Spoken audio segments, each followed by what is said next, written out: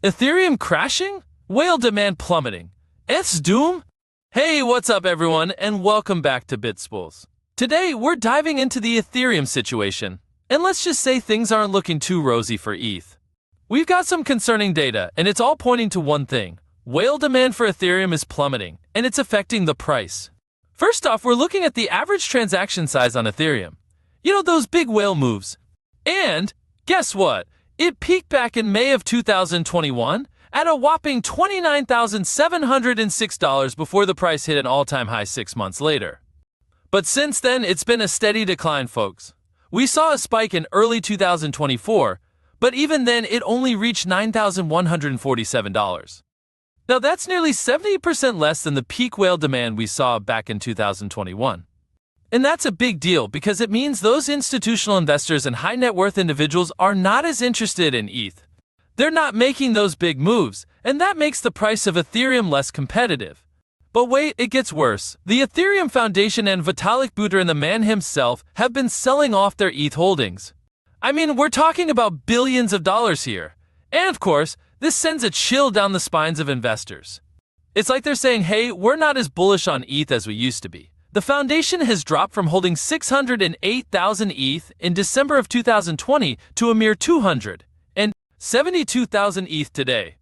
That's a whopping 336,000 ETH sold off, worth almost $906 million. And Vitalik?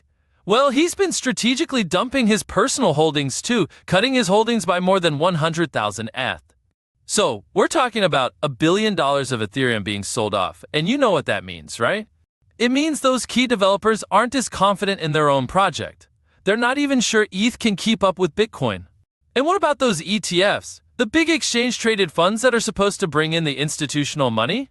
Well, Bitcoin ETFs have pulled in $46 billion in net assets, while Ethereum ETFs are trailing behind at a measly $7.35 billion. That's a huge difference, and it's another indication that the market is not as excited about ETH as they are about Bitcoin. And what about Ethereum's market share? Well, it has fallen behind Bitcoin by $1 trillion. That's a 38% decline. And Vitalik himself has acknowledged that the Ethereum blockchain is facing a serious centralization problem. It's a problem that could really spell doom for the network. These large validator pools have taken over, making it harder for smaller investors to get involved. And that's not a good sign. So, where does that leave us? Ethereum is facing a major crisis of confidence. The whale demand is shrinking, the key developers are selling off their holdings, and the market isn't as enthusiastic about ETFs. It's a tough time for ETH, and I'm not sure it's going to get any better anytime soon.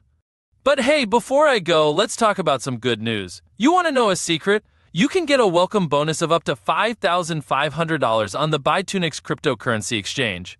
Just click the link in the description to get started. Don't miss out! So what do you think, folks? Is Ethereum in trouble? Let me know your thoughts in the comments below. And don't forget to subscribe to the channel for more crypto news and analysis. Until next time, stay safe and stay crypto curious.